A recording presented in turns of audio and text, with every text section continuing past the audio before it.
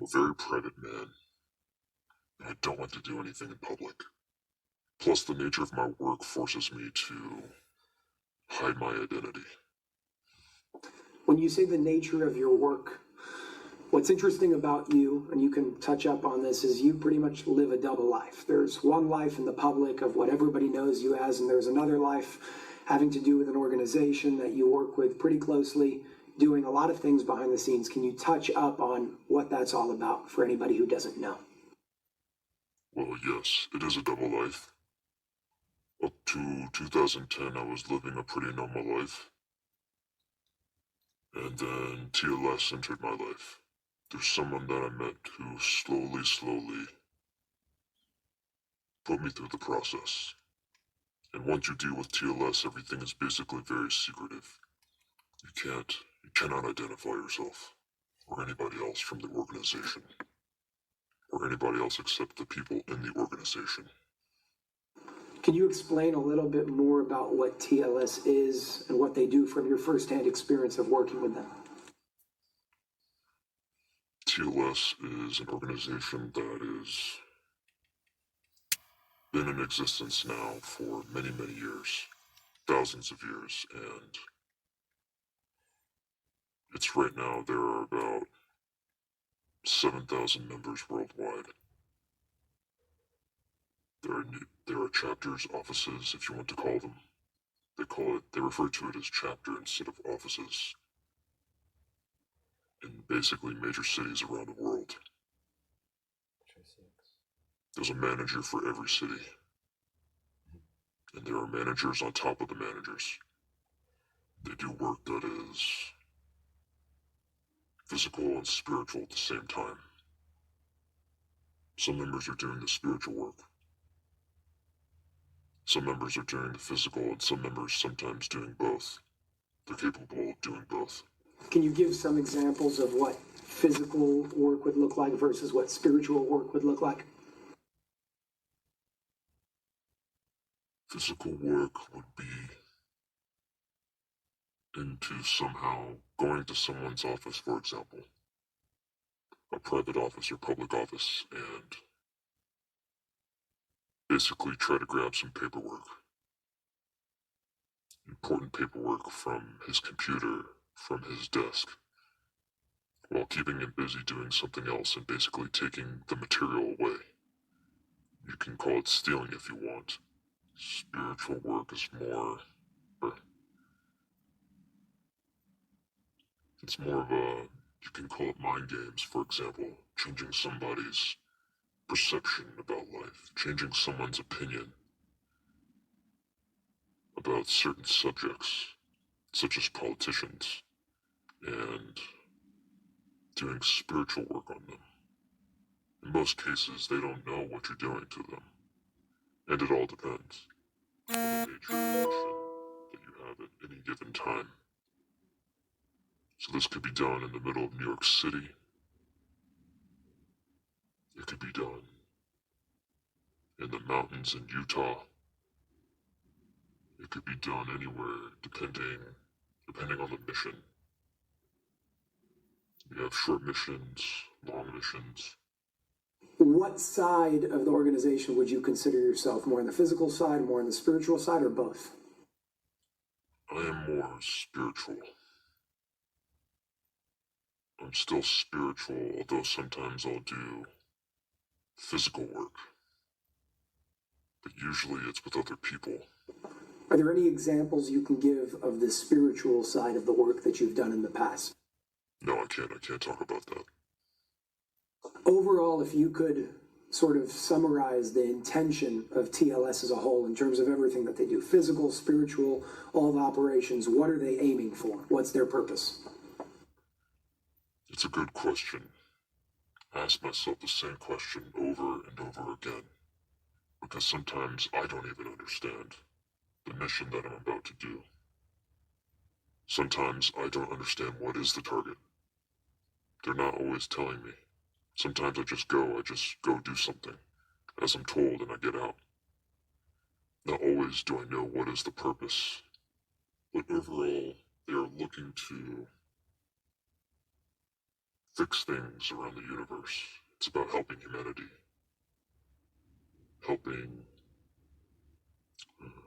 helping people in need, helping the world in general. I can tell you they are a very nonviolent group, and they don't like to use force, although they can. Force is not being used.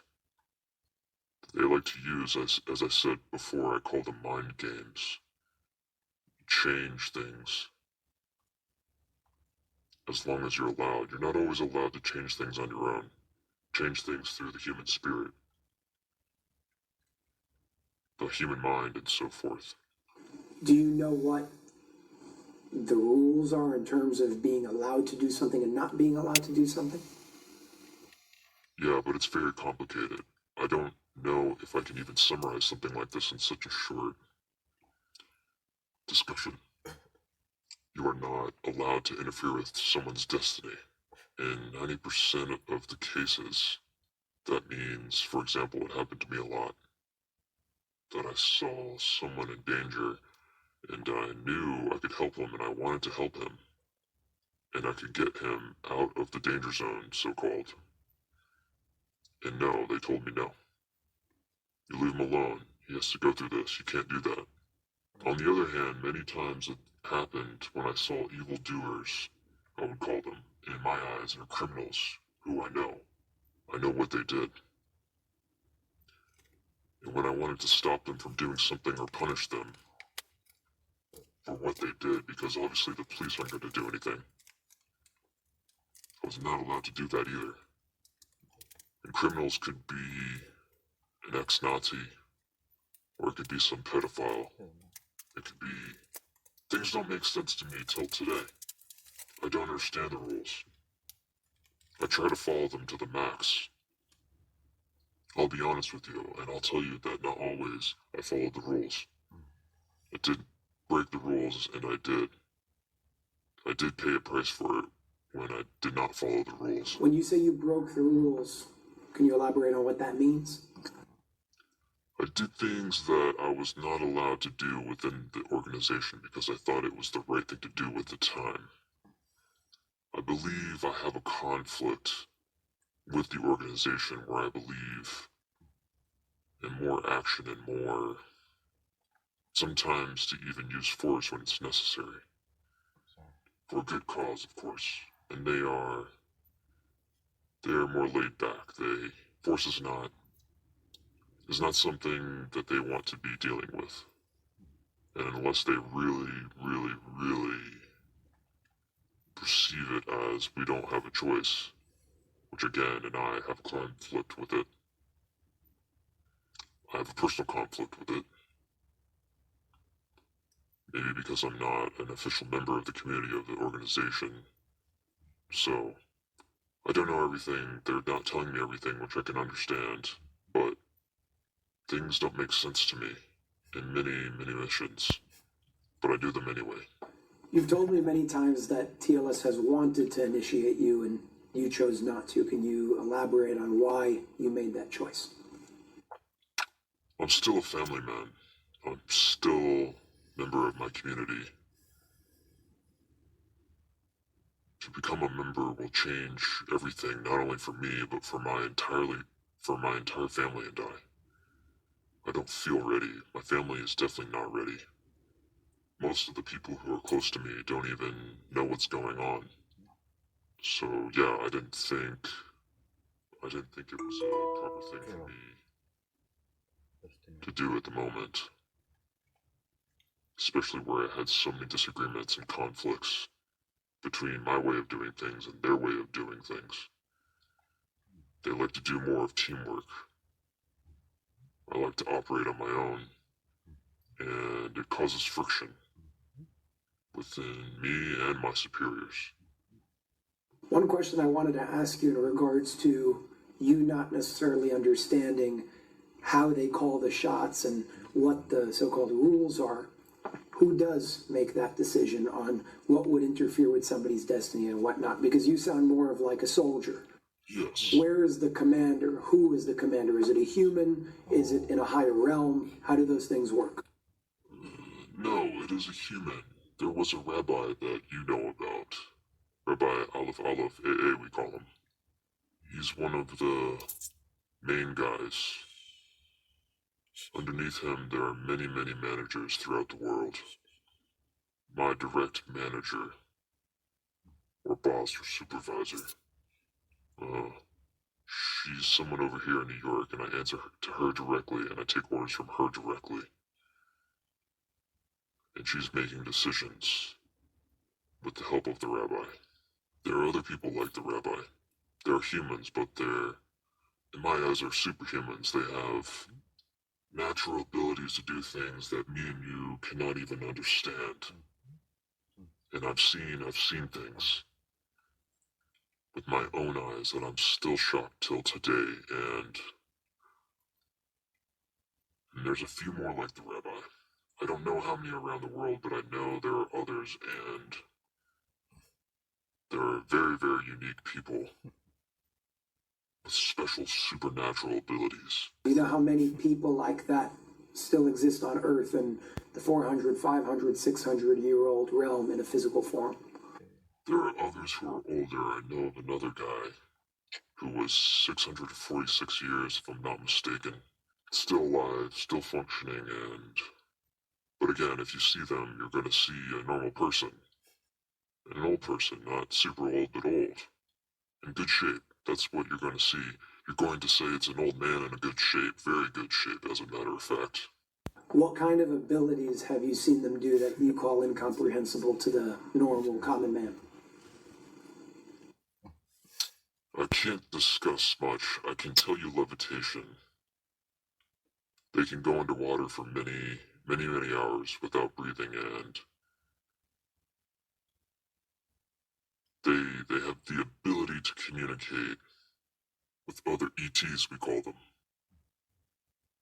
And they speak many, many languages, including languages of other... They're not from outer space. Other entities in this world, physical entities. We call them ETs, but are coming from different places in the world, and that's all about I can tell you at the moment. Not from outer space.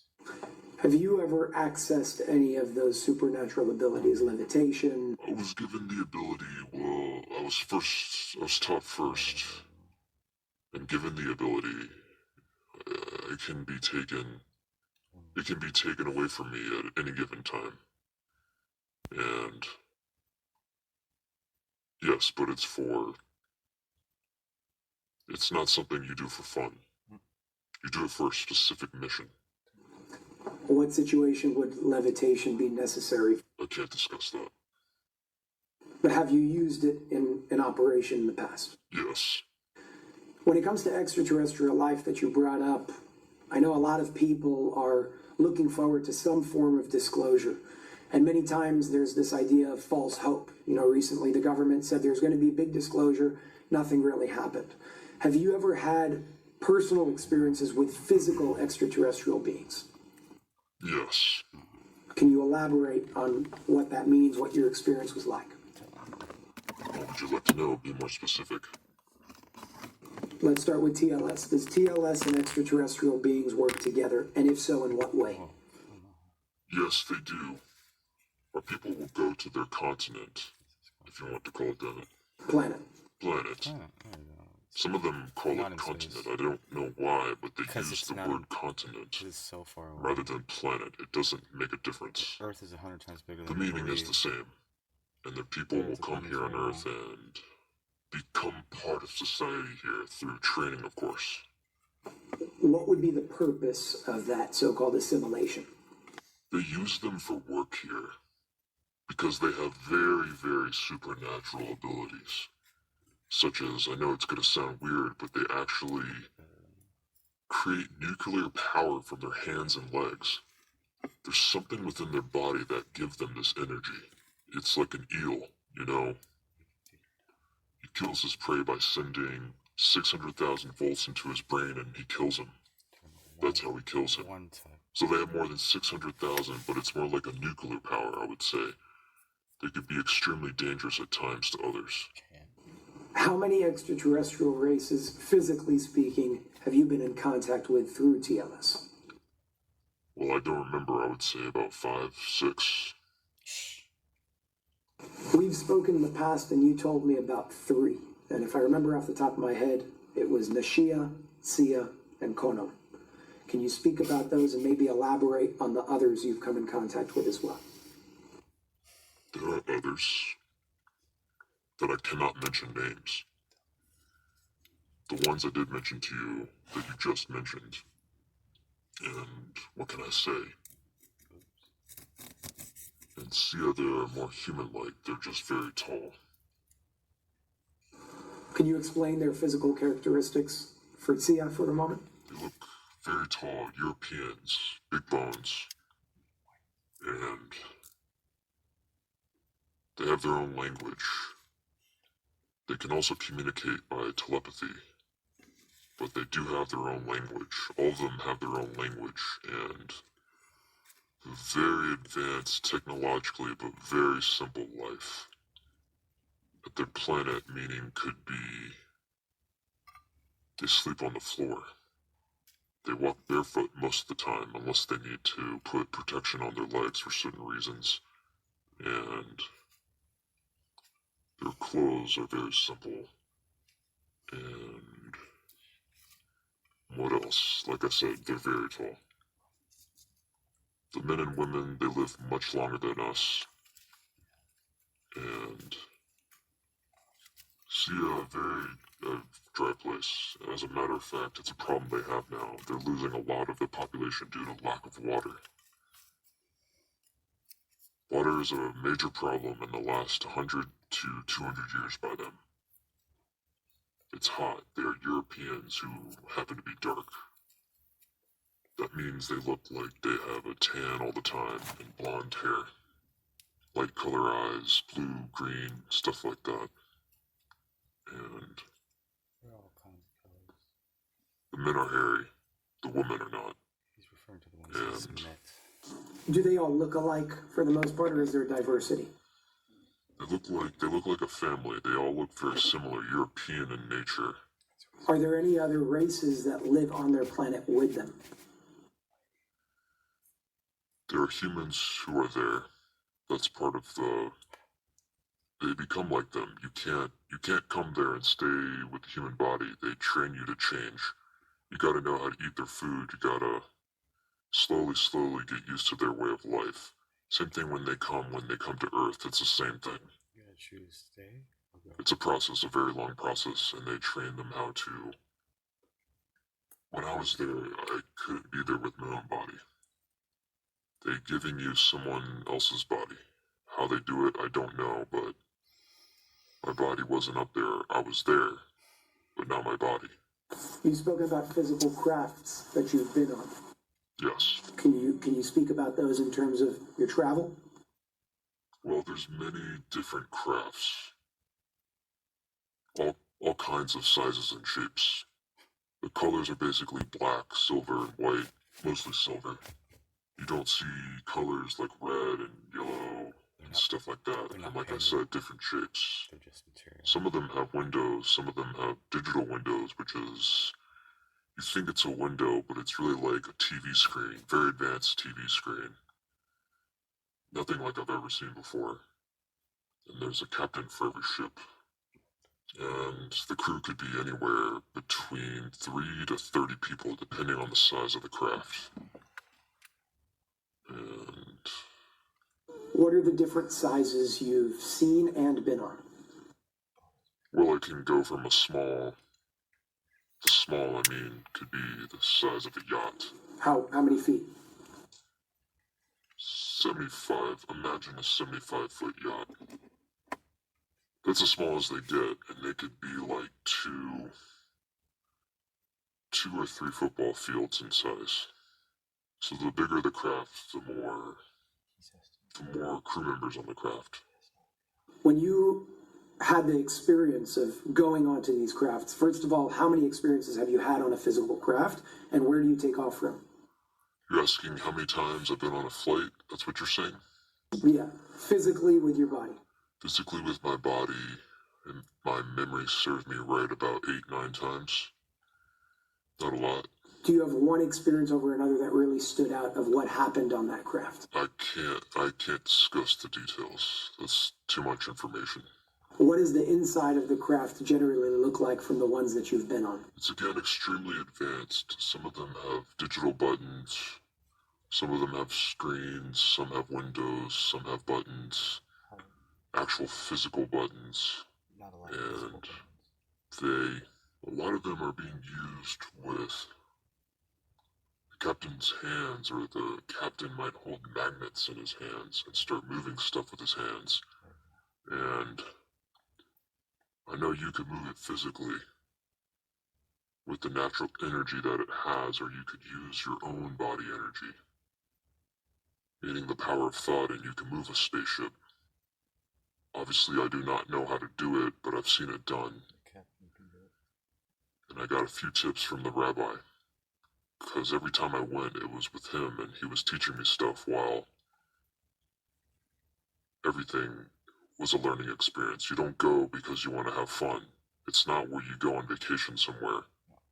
It's all about a learning experience, something you need to learn. Grab it deep inside of you and use it in the missions that they're giving you, or other missions in the future. What types of places have you taken off from? Is there something here in New York, New Jersey, Florida? It could be many places. As long as there is a field, it could be done anywhere. Usually they have fields that they use on a regular basis. They don't like to go to new places without doing their homework at first and doing preparation in advance, but usually it's from one place. Here in New York, no. But in New Jersey, yes, there's one regular place that I visited a few times, and I didn't always fly. I was part of a team that just showed up to the place. But not every time I flew. Again, my experience with it is very limited because it wasn't my thing to do. It was a small part. It was more of the beginning when I started, and the last time I was on the spaceship was maybe 2014. I haven't done any since then. When you take off, is it a quick takeoff, something slow, and how does nobody see? First of all, it could be quick, it could be slow, depending on the plan is or what the captain is doing with the ship at the time. And there is a magnetic field. It's like a shield that surrounds the ship, or the entire field that you basically, if you were going to be on the road, looking on the field, you might see fumes. But you're not going to see a structure, you're not going to see humans, you're going to see fumes. You're going to think that fumes are coming off the ground. It looks like fumes. When you look straight at it, you're going to see, you know, when you look on a hot day very far away and you see like fumes coming out of the road. It's like when it's wavy. It's wavy. That is what you're going to see, and you're going to think it's, you know, or it could be on a snowy day. You're going to see the same fumes. That's what it looks like for a regular person that comes from outside. Usually it's not that exposed. And if somebody ends up being there, usually the security that will stop him somehow from going further. And it did happen. That security not always could get every angle of the field and people went through. But in most cases they don't see it, and if they see, nobody believes them anyway. Are these fields privately owned or are they public land? In most cases it's public land. Does the government have any idea that this is going on? All governments know what's going on. They don't know about the details that I'm talking about, but they know. And there's communication. There's talk among the people. But yeah, the big politicians, the important politicians, they know what's going on. I don't know to what degree, but they know. Would you say that those big politicians or individuals in the government on a wide level know about, let's say, the existence of TLS as an organization, what they do and how they do it? I don't know if they're aware of the name TLS, but they know there are certain organizations that work in this type of field, yes. And for example, the rabbi, I was a witness to a meeting he had, He didn't come as the rabbi, but he had an actual meeting in Washington with the president at the time. I just don't want to mention the year, but he had meetings. How does he change his ID, his identity, and he meets the president? He can meet people in NASA. I met people from NASA.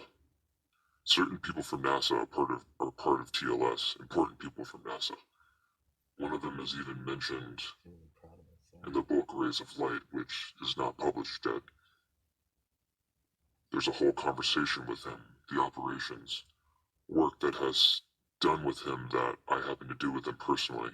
So yeah, they could be in Hollywood, they could be in NASA, they could be in government. I don't know everybody. I met with whoever I met, so I know, but they're all over the place. When it comes to NASA for a second, there are a lot of people that have very controversial opinions because they believe that NASA is on the dark side and lying to us about many things. One thing being the shape of Earth. And there's a whole movement going around right now of this idea of flat Earth. Now, being that you have actually been out of Earth's atmosphere with crafts, have you had the opportunity to actually look out of a window and experience the shape itself? And if so, what did you see? Well, first of all, about NASA. NASA is a government agency. So my advice to everyone, It's no longer government. don't trust any government agency, including NASA. They're public now. And I had the privilege of working with someone within NASA. Within NASA that happens to be very famous. I'm not going to give his name. Very famous. And a great individual who happens to work on the TLS side. But to tell you that NASA is an agency you could trust, no. I'm sure they're corrupt like every other governmental agencies. I don't trust any of them. I would never trust any of them. None of them. And what was the second question? I'm sorry. In terms of the actual shape of Earth, when we had the so-called moon landing, a lot of people say, well, no, it was all fake, it was a Hollywood production. That might be so, I have no idea. But when it comes to the actual shape of Earth, what was your experience if you had the privilege and opportunity of looking out the window on your way out? No, this is the one thing NASA is not lying about. It's not flat. I don't like to use the word conspiracy theories, but it's nonsense. It's not flat and it's not fake. And although many other things within government are, but we're not going to get into it now.